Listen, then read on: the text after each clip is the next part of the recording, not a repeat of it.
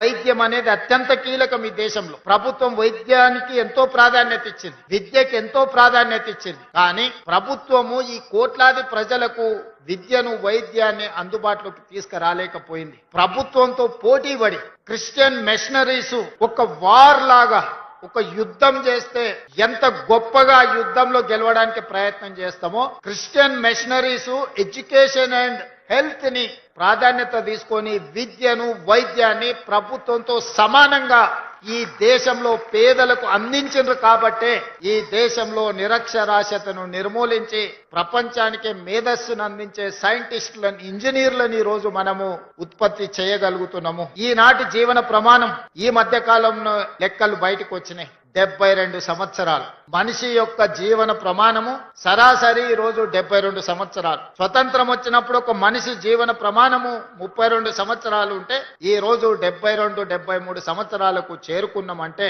రాష్ట్ర కేంద్ర ప్రభుత్వాలు ఎంత ప్రయత్నం చేసినాయో వారితో పోటీ పడి సేవ చెయ్యాలి, మానవాళిని కాపాడాలి, ఈ కాపాడిన మానవాళికి విద్యను అందించాలి అని క్రిస్టియన్ మిషనరీస్ కంకణం కట్టుకొని అంకిత భావంతో సేవలు అందించింది. కాబట్టి ఈ దేశంలో విద్య వైద్యము క్రిస్టియన్ మిషనరీస్ అందించిన సేవలని అభినందించాల్సిన బాధ్యత ఏ ప్రభుత్వానికైనా ఉన్నది.